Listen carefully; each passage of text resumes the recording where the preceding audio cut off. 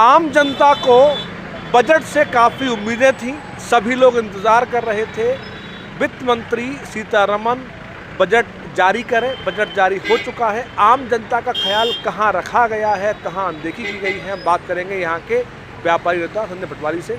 देखिए, देश के वित्त मंत्री निर्मला सीतारमण जी ने अंतरिम बजट जो पेश किया है, मुझे लगता है विकासशील देश का ये विकसित बजट है और निश्चित ही इससे देश को कहीं ना कहीं ग्रोथ मिलेगी। 11 लाख करोड़ से अधिक का बजट माननीय वित्त मंत्री जी ने प्रस्तुत किया है और उससे जहां एक और हवाई यातायात, सड़क यातायात, रेल यातायात में काफ़ी लाभ मिलने वाला है, वहीं दूसरी ओर निजी उद्योगों को भी बहुत सारा लाभ मिलेगा। मुझे लगता है कि विकसित देश का विकासशील बजट है और आने वाले समय में इस बजट से देश प्रगति की राह पर जाएगा। बिल्कुल रखा गया। एक और जहाँ चिकित्सा में लाभ दिया गया, सोलर एनर्जी में लाभ दिया गया, शिक्षा में लाभ दिया गया, ट्रांसपोर्ट और लॉजिस्टिक में लाभ दिया गया, और जहाँ निम्न वर्ग की बात करें तो निम्न वर्ग का कहीं ना कहीं ख्याल रखा गया है। इस बजट में कहीं कोई परिवर्तन नहीं किया गया है। जो आयकर की छूट है उससे में कहीं कोई छेड़छाड़ नहीं की गई है। सरकार का ये सोच थी कि हम बिना किसी छेड़छाड़ के निम्न वर्ग के लोगों को किस तरह से राहत दें। मुझे प्रसन्नता है कि सरकार ने लाभ दिया है और सूक्ष्म और लघु उद्योग को बढ़ावा देने के लिए तमाम उन्होंने योजनाएं भी रखी हैं।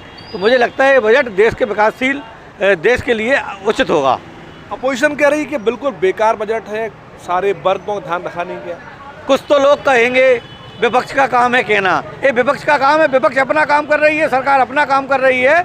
मुझे लगता है कि वर्तमान में जो बजट है वो देश हित में है और राष्ट्र हित में है और इससे देश प्रगति करेगा। बेटा, नाम क्या है आपका? नाम आपका? हाँ, राजकुमार जैन है। राजकुमार जी, क्या उम्मीद थी बजट से और कितना उम्मीद खरा उतर पाई? उम्मीद के अनुरूप आया है बजट, और अच्छों को बुरा साबित करना दुनिया की पुरानी आदत है। अच्छे काम में विपक्ष का रोड़ा अटकाना एक मुख्य मुद्दा है इस देश के लिए, जो सारी जनता अच्छी तरह समझ चुकी है इसको। इसलिए जो बजट है वो आम आदमी के अनुकूल है, व्यापारियों के अनुकूल है, सबके अनुकूल है। बहुत अच्छा बजट है। नाम क्या है आपका? ओम प्रकाश साहू।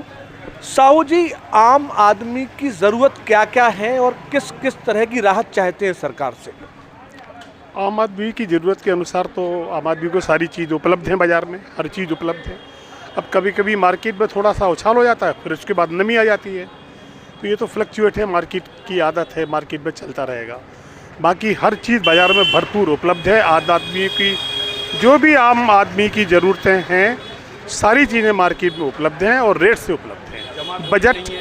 बजट अच्छा है, आम आदमी के अनुकूल है, जनता के अनुकूल है, और बाकी तो सारी चीज़ें उपलब्ध हैं। जैन साहब, लगभग 3 करोड़ मकान बन चुके हैं पीएम आवास के अंतर्गत। 2 करोड़ मकानों का लक्ष्य और रखा गया है। तो क्या ये आम जनता के हित में फैसला है? बहुत उचित फैसला है सरकार का। अगर ऐसे ही मकान बनते रहे तो हमारे जो बेघर देशवासी हैं उनको एक सर के ऊपर अच्छी छत मिलेगी, और मोदी जी के लिए देश के लिए बहुत अच्छी लाभकारी योजना गरीबों के लिए लाए हैं, जिन्होंने सपने में नहीं सोचा था हमारे सर के ऊपर छत होगी। वो इस मोदी सरकार की वजह से उनको छत उपलब्ध हो रही है। गरीबों की दुआएं उनके साथ हैं। 2024 उनका ही रहेगा और 400 प्लस सीटें उनकी आएंगी। वैसे नाम क्या है आपका? राजीव द्विवेदी। राजीव जी, क्या उम्मीद थी व्यापारी वर्ग को बजट से? बजट से तो सदा हमेशा उम्मीद रहते हैं हम लोग व्यापारी लोग, और फाइनली इनकी सरकार से ब्लाइंडली कॉन्फिडेंस है कि ये हित में कार्य कर रहे हैं और आगे भी करते रहेंगे, और हम लोगों को कोई आपत्ति है नहीं है जहाँ तक है। और थोड़ी बहुत तो बुराइयाँ निकलती हैं तो उसमें विशेष ध्यान नहीं दिया जाता है। फाइनली सब बढ़िया है। व्यापारी वर्ग चाहता क्या है, उसको और राहत कैसे मिले? व्यापारी वर्ग के लिए ये सरकार को एक व्यापारियों के संगठन को बुलाना चाहिए, अपनी बात रखने का मौका देना चाहिए, और एक दूसरे से आदान प्रदान चाहिए। कोई समस्या है, कोई पीड़ा है तो उसके लिए अपने विचार रखना चाहिए और सहयोग करना चाहिए, क्योंकि ये सरकार ही एकमात्र ऐसी है कि जो व्यापारी हित में काम कर सकती है, अन्यथा किसी को उम्मीद है नहीं है। तो हमारा तो निवेदन है कि सरकार व्यापारी को बुलाए और अपना अपना पक्ष रखने का मौका दे, जैसे सबको देते हैं ऐसे हमको दें। वंदे भारत ट्रेन जैसे कोच बन जाएंगे, लगभग 30,000 कोच की योजना है, कितनी राहत रहेगी आम जनता को?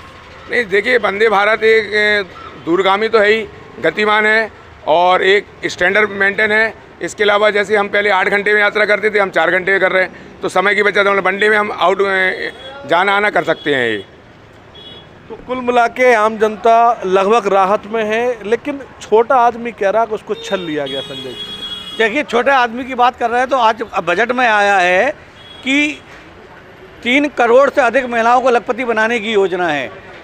जो छोटा तबका है, चाहे महिला हो, चाहे बुजुर्ग हो, चाहे आम युवा हो, उसको कहीं ना कहीं रोजगार देने की बात की गई है, उनको छत देने की बात की गई है, उनको कहीं ना कहीं लघु उद्योग में एडजस्ट करने की बात कही है, और महिलाओं को भी कहीं ना कहीं लाभ देने की बात कही गई है। तो मुझे लगता है कि ये बजट अच्छा है। किचन पे भी बोझ नहीं पड़ेगा महिलाओं की, और उन्हें रोजगार भी मिलेगा, और उन्हें छत भी मिलेगी, और 3 करोड़ से ज़्यादा महिलाओं को लखपति बनाने की भी योजना है। तो सरकार का पूरा ध्यान हर तरफ है, और वो जो सरकार सोच रही है उससे देश का विकास होने वाला है। जी, क्या ये मान लिया जाए कि मुफ्त की रेवड़ियाँ बंटने वाला वक्त जा चुका है अब? नहीं, मुफ्त की रेवड़ियाँ तो बंटना समाप्त होना चाहिए, और जो ये सरकार बांट रही है उसे भी बंद कर देना चाहिए। मुफ्त की कोई चीज़ कभी सार्थक नहीं होती है। मुफ्त की चीज़ मुफ्त में होती है और लोग उसका दुरुपयोग करते हैं। तो मेरी सरकार से, आपके चैनल के माध्यम से अपील है कि मुफ्त की बांटना बंद करें, लोग अपनी मेहनत करें, अपनी मेहनत से कमाएं और इस देश को आगे बढ़ाएं। तो आम जनता को जो सुविधाएं मिल रही हैं वो काफ़ी हैं, लेकिन जो मुफ्त की रेवड़ियाँ हैं उसको बंद किया जाए। Kuldeep boss, Jamuna news.